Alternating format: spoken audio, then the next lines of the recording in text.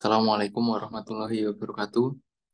Perkenalkan kami dari kelompok 6 akan menyampaikan materi mengenai 4 model pengembangan R&D atau Research and Development, yang mana di dalamnya terdapat 4 model pembelajaran, yaitu ada 4D, ada DBR, ada Azure, dan ada Plum.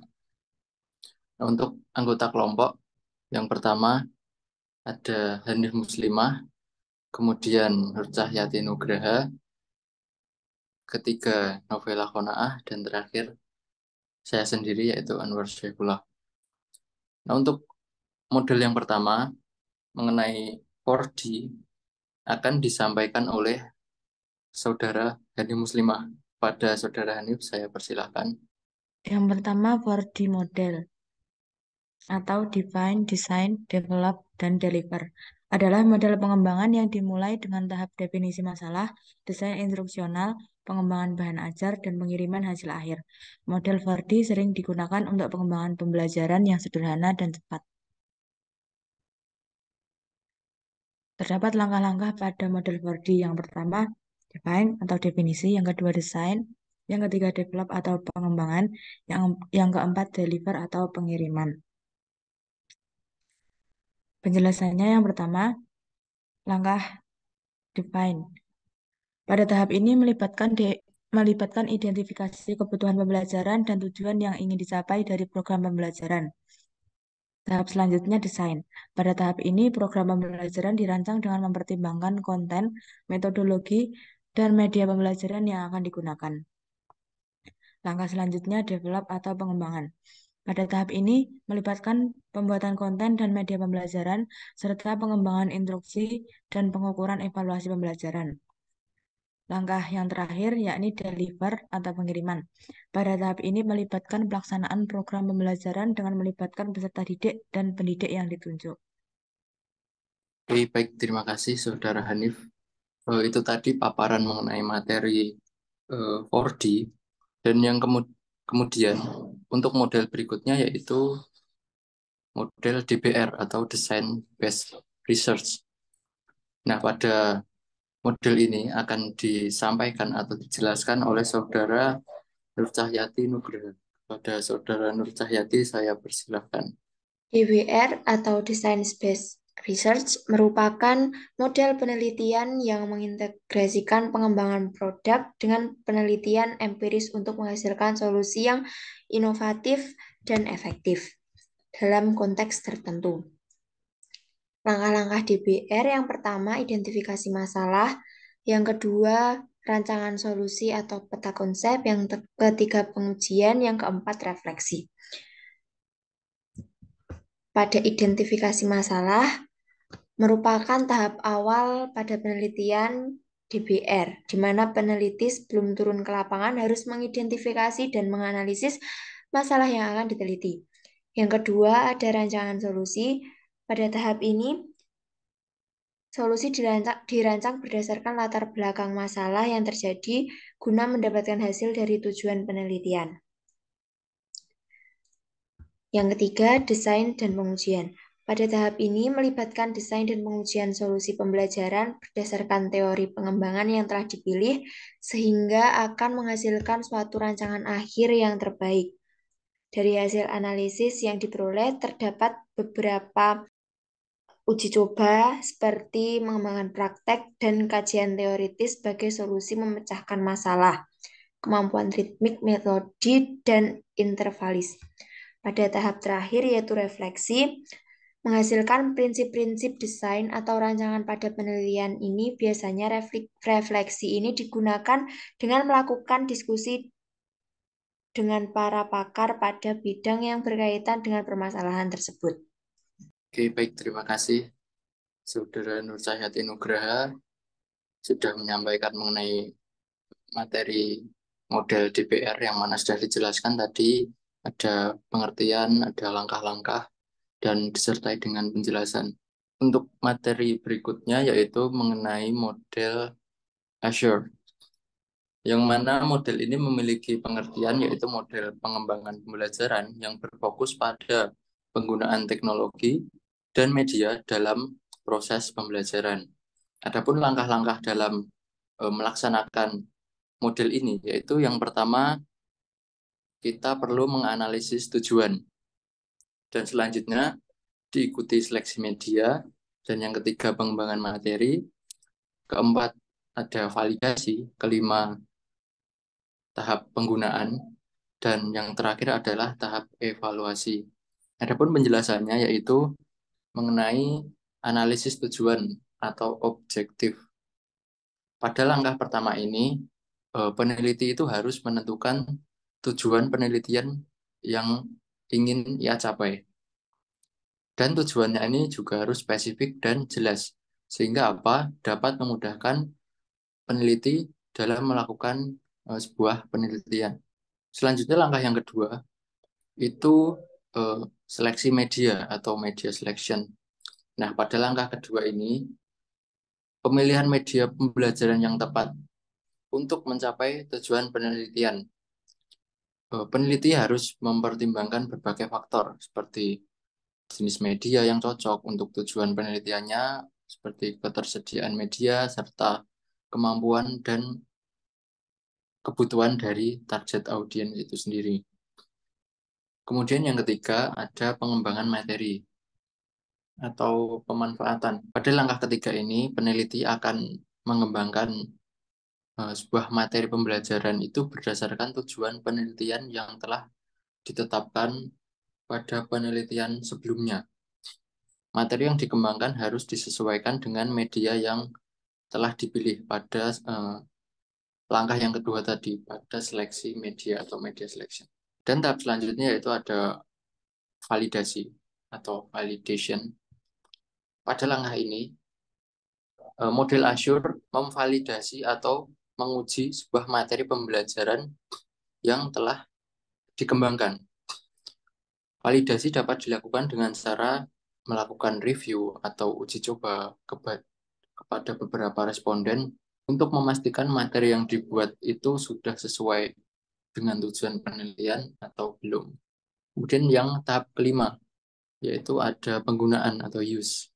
Pada tahap kelima ini, materi pembelajaran yang telah dikembangkan dan divalidasi pada tahap sebelumnya itu dapat digunakan untuk melakukan penelitian. Peneliti dapat melakukan pengujian lebih lanjut untuk melihat efektivitas dari materi yang telah dibuat atau seberapa efektif materi yang telah dibuat. Dan tahap yang terakhir atau langkah yang terakhir yaitu ada evaluasi. Langkah terakhir dari model Azure adalah evaluasi atau penilaian terhadap hasil penelitian yang telah dilakukan atau penelitian maksud saya penilaian terhadap langkah 1 sampai langkah kelima. Evaluasi dapat dilakukan dengan membandingkan hasil penelitian dengan tujuan awal yang telah ditetapkan dan mengevaluasi efektivitas apakah balance atau tidak dari materi pembelajaran yang telah dibuat. Mungkin itu paparan dari saya mengenai model pembelajaran Azure. Dan masih ada satu model lagi yaitu model pembelajaran PLOM. Yang di sini akan disampaikan oleh Saudara Novela yang selanjutnya dilanjutkan dengan perbedaan masing-masing model dengan model-model lainnya. Kepada Saudara Novela saya persilahkan. PLOM model yaitu model pengembangan pembelajaran yang berfokus pada penggunaan teknologi dalam pembelajaran. Nah, dalam model PLOM, langkah pertama yaitu perencanaan atau planning, langkah kedua pelaksanaan atau execution, yang ketiga evaluasi atau evaluation, dan langkah yang terakhir yaitu refleksi atau reflection. Nah, untuk penjelasannya, yaitu yang pertama perencanaan atau planning, yaitu di mana peneliti merencanakan semua aspek dari penelitian tindakan kelas. Hal-hal yang perlu dipertimbangkan dalam perencanaan termasuk tujuan penelitian, desain penelitian, instrumen pengumpulan data, serta teknik analisis data yang akan digunakan. Langkah kedua yaitu pelaksanaan atau execution. Pada tahap ini, peneliti mengumpulkan data dengan menggunakan instrumen yang telah dirancang sebelumnya. seperti observasi, wawancara, dan tes. Untuk langkah yang ketiga, yaitu evaluasi atau evaluation. Artinya, mengevaluasi data yang telah dikumpulkan. Pada tahap ini, peneliti menganalisis data dan mengevaluasi apakah tujuan penelitian telah tercapai atau tidak. Hasil evaluasi kemudian digunakan untuk mengambil tindakan yang diperlukan. Untuk langkah yang terakhir yaitu refleksi atau reflection. Setelah mengevaluasi hasil penelitian, para peneliti itu merefleksikan kembali semua aspek dari penelitian dan mencari cara untuk meningkatkan kualitas penelitian di masa depan. Kemudian, perbedaan dari masing-masing model. Yang pertama, 4D. Perbedaan yang paling menonjol dari model 4D dibandingkan dengan model yang lainnya, yaitu terletak setelah kegiatan development model 4D mengakhirkan kegiatan melalui kegiatan dissemination.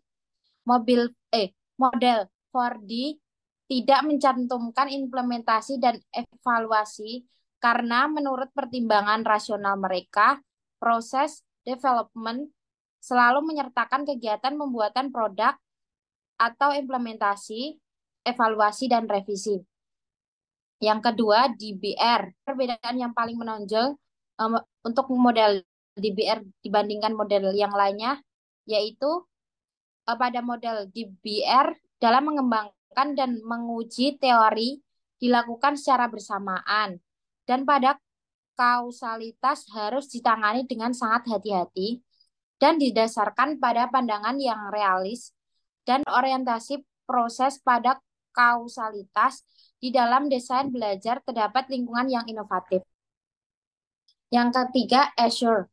Perbedaan model Azure dibandingkan dengan model yang lainnya, yaitu pada pelaksanaan pembelajaran untuk mencapai situasi pembelajaran di kelas secara aktual.